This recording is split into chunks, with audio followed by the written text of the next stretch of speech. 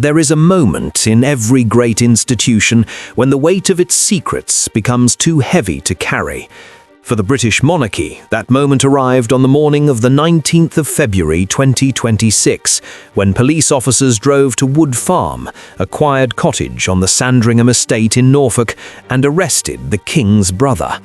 Not a minor royal, not a distant cousin, the King's brother.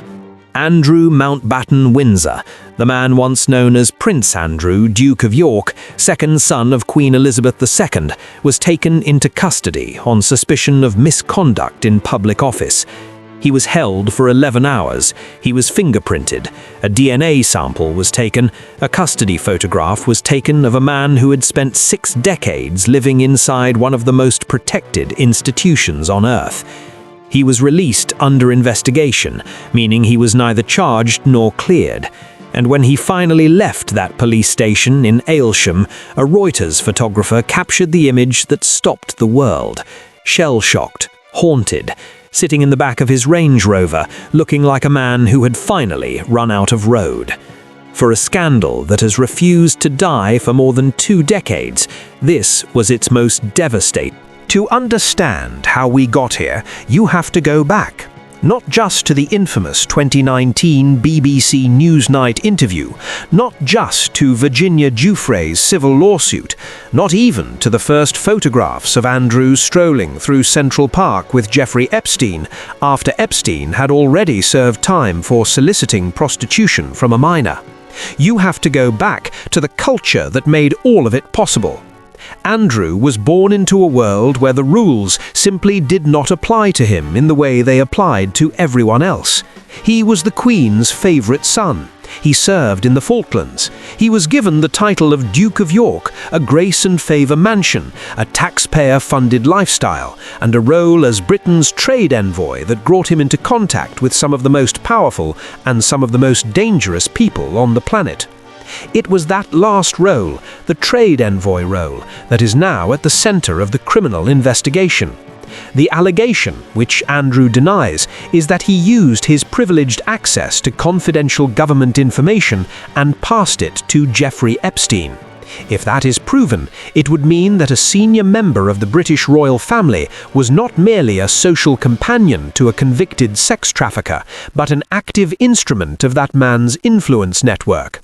The implications of that are almost too serious to fully absorb. The arrest itself was triggered by the January 2026 release of a new tranche of Epstein files, which included photographs of Andrew in compromising positions. Police had by then already been searching 2 royal properties. The Metropolitan Police moved to identify and contact former and serving protection officers who had worked closely with Andrew, examining what they may have witnessed over the years.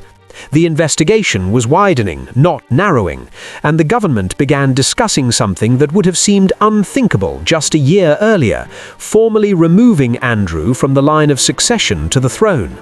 Despite losing every title, every honour, and every official role, he remains 8th in line to the crown. That can only be changed through legislation. That the British government is now seriously considering such a step tells you everything about how the Palace and Whitehall view the magnitude of this crisis. Charles's statement that morning was carefully worded, but unmistakable in its meaning.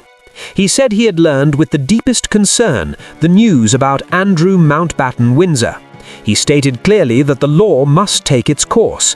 He pledged his family's full and wholehearted cooperation with the investigation. And then, in a line that felt like something between a rebuke and a farewell, he said he would not be commenting further.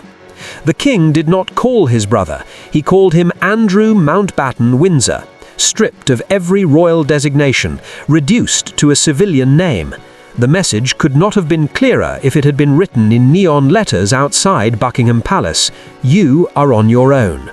The stripping of Andrew's titles had already taken place in the preceding months, but it is worth dwelling on just how extraordinarily that process unfolded. In October 2025, an email emerged that Andrew had sent to Epstein in February 2011, more than 2 months after the date Andrew had told the BBC's Emily Maitlis he had cut all ties with the man. The email contained 4 words that will likely define Andrew's legacy forever: "We are in this together." That email destroyed the last credible version of his own defense. Within weeks, under pressure that had become impossible to withstand, Andrew announced he would cease using his Duke of York title. Then Buckingham Palace confirmed that King Charles had initiated a formal process to strip him of everything that remained: the style of prince, the HRH, the military honours, all of it. He was evicted from Royal Lodge, his sprawling Windsor home. He was moved to a cottage on Sandringham, and then on his 66th birthday, the police came knocking. Royal historian Andrew Lowney, speaking at the Oxford Literary Festival in March 2026, made a claim that deserves serious consideration. He argued that what Andrew has done to the monarchy is more corrosive than the abdication crisis of 1936. That is a staggering thing to say. The abdication of Edward VIII, the king who gave up his throne for an American divorcee, shook the foundations of the institution and took 15 years for the monarchy to fully recover from. Lowney's argument is that in 1936, many ordinary Britons did not fully grasp what had happened or what it meant. It was, in his phrase, a 3-day wonder for much of the public. Andrew's scandal, by contrast, has unfolded over more than 2 decades, in real time, on global television, in courtrooms on 2 continents, in testimony from victims, in unsealed documents, in photographs that circulate endlessly on social media. There is no version of this story that the public has not been able to follow. Every development has been witnessed, every denial has been tested, and for the monarchy, the sustained drip of revelation over such a long period is arguably more damaging than any single swift catastrophe. And yet, the palace was extraordinarily slow to act.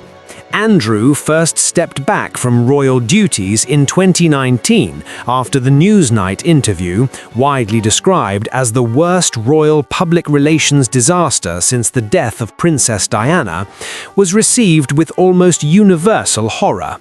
And yet he was not stripped of his remaining military titles until 2022, when Queen Elizabeth herself finally acted. His brother Charles did not complete the formal removal of all titles until November 2025. Experts have been unsparing in their verdict on this institutional delay.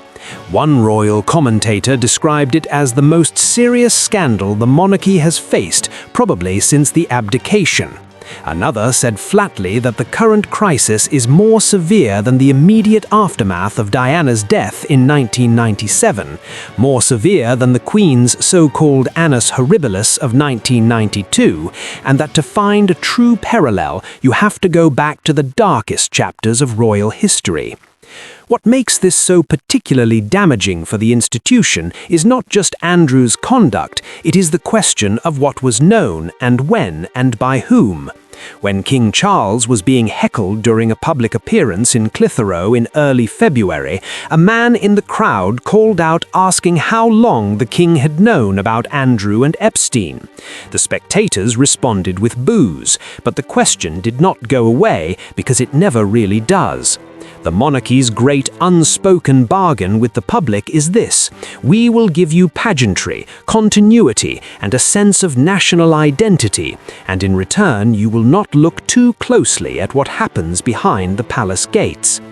That bargain has been tested before. It has rarely been tested this severely. Meanwhile, the family of Virginia Giuffre, the woman who was the most prominent accuser of both Epstein and Andrew, and who reached a civil settlement with Andrew in 2022 on undisclosed terms, and who tragically died by suicide in 2025, spoke publicly about Andrew's arrest. Her family said it was a win, while also describing the raw grief of knowing that she was not here to see it. That grief, expressed so plainly by Jouffre's relatives in the early hours of a February morning, is the human cost that sits behind every legal filing, every press statement, every carefully managed palace communication. There were real victims, there were real lives destroyed, and for a very long time the institution of the monarchy appeared to prioritize its own protection over any reckoning with that. So where does this leave the royal family now? Charles and William have worked hard to project an image of a modernized, purposeful monarchy. The king has spoken of wanting a slimmed-down institution, focused on duty and service. William and Catherine have carefully cultivated a reputation for normalcy and reliability. But Andrew's shadow falls over all of it. Every time a new document is released, every time a former aide speaks on the record, every time the police announce a new line of inquiry, the story comes roaring back. And with Andrew still technically in the line of succession, with the criminal investigation still open and potentially widening, with a government considering unprecedented legislation to address the situation, the crisis is not over. It may not be over for years. The monarchy has survived worse, its defenders will say. It survived Edward VIII. It survived the death of Diana. It survived the Annus Horribilis. It will survive Andrew. Perhaps. But each of those crises required the institution to fundamentally change something about itself to earn back public trust. In 1936, a king stepped aside. In 1997, the Queen was forced to lower the flag at Buckingham Palace and walk behind Diana's coffin. Each time, the price of survival was paid in public humility. The question Britain is now asking is whether the price this time has been paid fully and honestly, or whether, somewhere behind the walls of those great estates, the old habits of protection and evasion are still quietly at work. That is the story tonight on Britain Unfiltered. If this analysis gave you something to think about, please subscribe and hit the bell so you never miss an upload. And tell us in the comments, do you think the monarchy can fully recover from the Andrew scandal, or has the damage this time gone too deep? We want